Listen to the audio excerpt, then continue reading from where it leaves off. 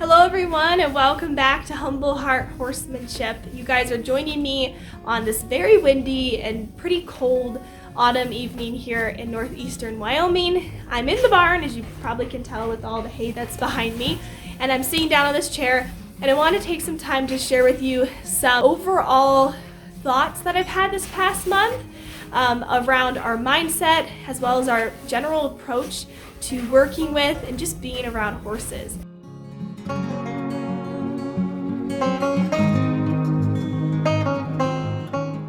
For those of you guys who do not know, I own two horses. I have a 5-year-old appendix gelding named Gemini and a 20-year-old paint gelding named Gunner. Gemini, my 5-year-old, is the first young horse that I've ever owned that I'm finishing his training on, and it has been quite the learning experience.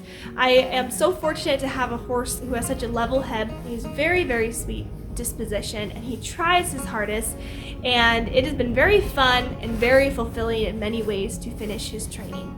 But what I want to talk about today is basically making sure that we're being careful with our expectations of both ourselves as horse owners, as riders, as equestrians, as well as the expectations that we have for our horses as well. So the thing with expectations that is the main reason why it's not good to have them is that they lead to disappointment, and they are also very limiting, and that just is not good because it leads us down a road of just feeling discouraged in general. So for me, I have a lot of high expectations of how much time I should be spending with my horses, riding them, working with them, just spending time with them in general. And for as long as I have owned horses, I have been struggling with that. So my mom and I moved across the country from Oregon State here to Wyoming, and we have purchased a ranch. This property, as well as the home in general, has needed so much renovation work, and also starting our dog boarding business, our dog kennel, has been a tremendous amount of work. For those of you who have started a small business will probably understand what I'm talking about. And so a lot of times I have so much drive in me to spend time training and working with Gemini, and then at the end of a day when I'm done working, there always feels like there is something more to do, and that just comes with owning a huge property as well and having as many animals as we do. And so then I just feel disappointed and I'm hard on myself, and I say, oh my gosh, if I had gotten out here earlier, or if I had done this or that, I probably could have spent that time riding, or oh my gosh, tomorrow I need to ride, and I make it like this big stress thing in my head. And it's really not a good expectation for myself to have, because it takes me out of a really important perspective, as well as this place of having gratitude towards even just owning horses in general. When I was a little girl, I would be like flabbergasted that I own horses and even own a ranch now. But as I'm older and I kind of step out of that, I have these high expectations of things I should be doing with my horses because I own them. But in reality, owning horses in general, not even just riding them, is a huge privilege, and it's something that I think a lot of people, especially if you've owned horses for a while, or even if you were born into it, sometimes we take that for granted. So it's important to take that step back and be like, yes, I own horses, and yes, we like to ride them and work with them, but sometimes life gets in the way, and we have to be gracious with ourselves as well as our horses, and just know that everything's okay. Like, we don't have to be pushing ourselves so hard to ride and train and do all of these things, because sometimes things get in the way and we have to be gracious with ourselves and our horses. And so I've just been having some come to Jesus moments, if you will, about my approach and just my overall mindset towards my horses. Also, when we have expectations for our horses, it can be very limiting for the horse as well.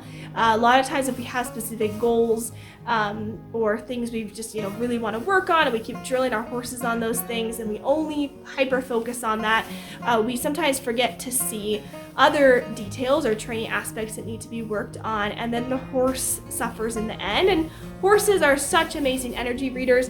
I talk about this all the time, but they are able to pick up on your energy so much so if you every day you go out to your pasture and you are in a hurry, you only have 40 minutes to work your horse, it's after work, you're tired, and you go halter your horse, bring him in, and you're tense and you're rushing, that is not a good way to approach and work with your horse, because your horse feels that energy and it's not fun for the horse. It's like if you've ever been around someone who has such impatient energy and they're just stressed, like you can feel that, right? So your horse feels that too, and you're likely not going to achieve much in that session than if you just, maybe you had a plan to go work your horse after work and you get out there and you're like, I have 40 minutes.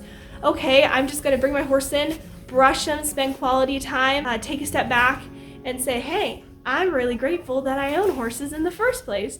And just change your mindset about it, because it's so healthy to have a mindset of gratitude towards your horses versus this mindset of, I need to go, and I need to achieve this and that. And a lot of times social media contributes to that kind of mindset too, of just need to get things done with our horses, because we see these other trainers or friends or other riders achieving things with their horses.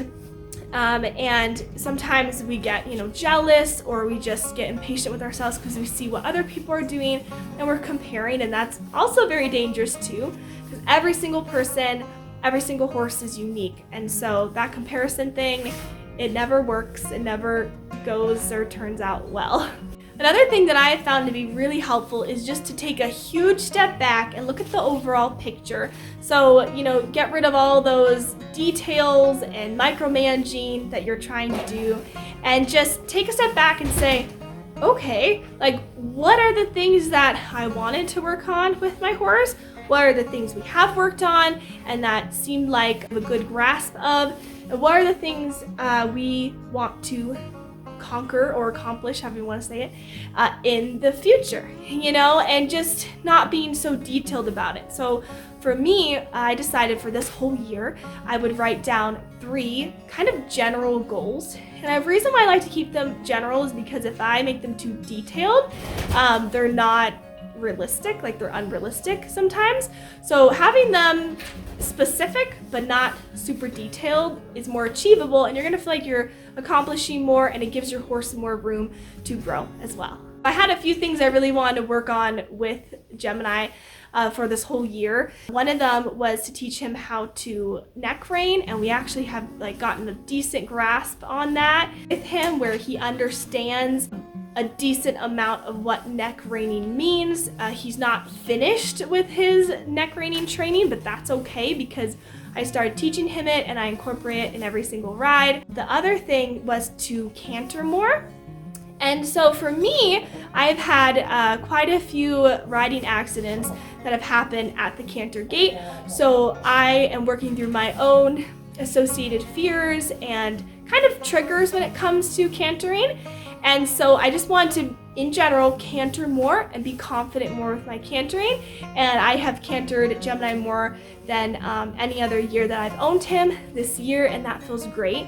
But I wasn't super specific about that. I wasn't I want to canter every single ride, or I want to be able to canter a 20-meter circle perfectly with really great bend in my horse's body. I was just my goal is to canter more, and that helped me a lot. The third goal I had set was just to ride more. Now, this is the one that I was telling you guys that I was struggling with, because I've been so busy this year with starting this new business and just being here at our ranch. But I have ridden consistently, and I wouldn't say I have ridden more so than any other years. Even though my horses are in my backyard, you would think you would be able to ride more, but not. That's not true when you work from home and your business is at home, because things get super busy, and it sometimes feels like your work never leaves you, your work kind of follows you because it's at your home, So I've been working on balancing that too. But I just kind of wanted to share with you guys those thoughts about having a positive, more realistic, a more balanced approach to working with your horse. Includes not having expectations. Goals are good, but not being too detailed with your goals, as well as being gracious with yourself and your horse, and understanding that life happens. All things take time, and to have a gracious heart when it comes to just being around our horses, just enjoying being in their presence, because really, in the end, your horse out there in the pasture like mine are, your horse is not begging you to ride them, to train them, to exercise them. As long as they have their basic needs met and they're happy, you're doing a good job, and you're doing better than some other people, because at the end of the day, It's a privilege, it's an honor to own horses, and we don't need to be so hard on ourselves. Alright, you guys, I hope you have enjoyed today's video. If you would like to share with me any thoughts or comments, be sure to leave them in the comment box below. And if you did enjoy it, be sure to give me a thumbs up down below, and also hit that subscribe button for more videos just like this one. And I will see you guys in the next video. Bye!